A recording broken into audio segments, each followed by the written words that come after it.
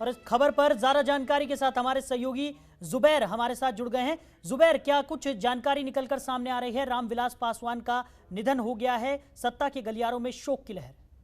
तो साहिल, ये तो कहना बिल्कुल लाजमी है कि सत्ता के गलियारों में एक शोक की लहर दौड़ पड़ी है रामविलास पासवान के निधन के साथ ही, क्योंकि वो काफ़ी वक्त से बीमार चल रहे थे, खबरों में बने हुए थे। इसी चीज़ को लेकर कहा जा रहा था कि उम्मीद थी लोगों के वो ठीक हो जाएंगे, लेकिन ऐसा नहीं हुआ। और आज जो है एक दुखद खबर आई हमारे सामने, और चिराग पासवान ने खुद, उनके बेटे ने ये जानकारी दी ट्वीट करके कि जो है रामविलास पासवान इस दुनिया में नहीं है। उन्होंने एक ट्वीट किया है जिसमें उन्होंने लिखा है कि पापा भले ही आप इस दुनिया में नहीं हैं, लेकिन मेरे साथ हमेशा बने रहेंगे, मेरे साथ हमेशा रहेंगे। लेकिन थोड़े से राजनीतिक उनकी बात करूं कि एलजेपी पार्टी इस बार पहली बार जो चुनाव में उतर रही है वो बिना गठबंधन को उतर रही है, और 122 सीटों के साथ वो चुनाव लड़ने की बात कह रहे थे चिराग पासवान, क्योंकि संस्थापक रहे हैं रामविलास पासवान एलजेपी पार्टी के। उसके बाद जो है अब चिराग पासवान एक मुख्य भूमिका में आ गए थे, लेकिन सारी की सारी जो बातें थीं वो रामविलास पासवान के जरिए ही निकल करके सामने आ रही थी, और ऐसे में चिराग पासवान के ऊपर से पिता का साया उठना एक बड़ी बात होगी यहाँ पर। जी साहिब। बिल्कुल बिल्कुल जुबैर, बिल्कुल सही कहा आपने कि भले ही चिराग पासवान सभी कुछ देख रहे थे,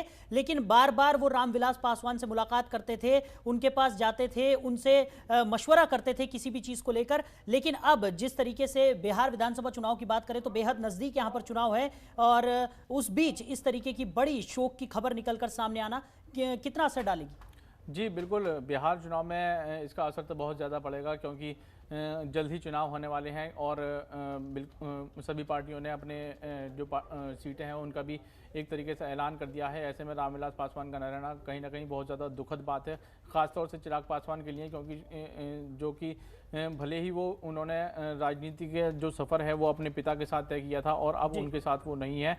आने वाले चुनाव में हो सकता है पार्टी को इसका खामियाजा भुगतना पड़ सकता है। जी जुबैर, वहीं रामविलास पासवान के राजनीतिक सफर की जिस तरीके से हम बात कर रहे हैं, लगातार एक बहुत ही सफल राजनीतिक सफर यहां पर कह सकते हैं कि रामविलास पासवान का रहा है। कई जो जाने माने नेता हैं, कई दिग्गज नेता जो हैं, वो उनसे मशवरा किया करते थे। रामविलास पासवान के अगर राजनीतिक सफर की हम बात करें तो एक बेहद ही खास ये सफर रहा है, उसके बारे में आप कुछ बताएं।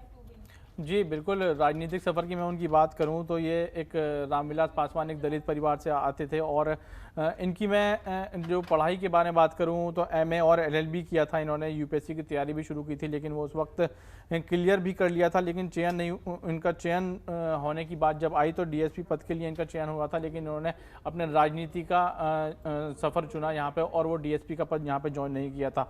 हालांकि उस वक्त ये समाजवादी जो नेता हैं राम सजीवन के संपर्क में आ गए थे, और इसलिए राजनीति का रुख इन्होंने कर लिया था। करीब 1969 की बात है जब वो अलौली विधानसभा सीट से संयुक्त सोशल पार्टी के टिकट पर चुनाव लड़े थे साहिल, और विधानसभा पहुंचे थे, वो जीते भी थे उस दौरान। काफ़ी लंबा अरसा रहा उनका राजनीतिक सफ़र, काफ़ी लंबा रहा, और उसके बाद से जब से उन्होंने विधानसभा चुनाव जीता उसके बाद से वो उन्होंने कभी पीछे मुड़कर नहीं देखा। 1977 में वो जनता पार्टी के टिकट पर हाजीपुर से लड़े थे चुनाव, लोकसभा का चुनाव लड़े थे, और सबसे ज़्यादा वोटों में जीते भी थे, जो कि एक वर्ल्ड रिकॉर्ड बना था उस दौरान। 1989 की बात करूं तो इसी सीट से उन्होंने फिर से चुनाव लड़ा, और इसका रिकॉर्ड भी तोड़ा था, एक कीर्तिमान नया उन्होंने बनाया था अपने साथ चुनाव जीतने का। इसके बाद उनकी बात करूं दूसरे नेताओं के साथ वो जुड़े, नरसिम्हा राव समेत दूसरे नेताओं ने उनका रिकॉर्ड यहाँ देखा, और करीब करीब मैं आपसे इनके बारे में बात करूँ उनके राजनीतिक सफ़र की तो करीब 29 सालों से ये प्रधानमंत्री के साथ काम कर रहे थे, और अब ये खाद्य मंत्री रहे थे। करीब इनके 74 साल की उम्र में ये निधन हुआ है, तो एक बड़ी शोक की लहर है राजनीति में। बिल्कुल जुबैर, बिल्कुल एक बहुत ही विशाल राजनीतिक करियर उनका रहा है। साथ ही साथ अगर हम बात करें, बिहार विधानसभा में चुनाव बेहद नज़दीक हैं, और उस बीच इस तरीके की ये खबर का सामने आना पार्टी के लिए कितना दुखद होगा, और पार्टी को कितना नुकसान यहाँ पर पहुँचने वाला है? साहिल, पार्टी के नुकसान की बात करें तो एक बहुत बड़ी क्षति है, ना कि पार्टी बल्कि राजनीतिक जगत पूरे के लिए। लेकिन चिराग पासवान एक जो उनके नेता कहें या उनके पिता कहें, एक कद्दावर आदमी थे जिसके नेतृत्व में वो काम कर रहे थे।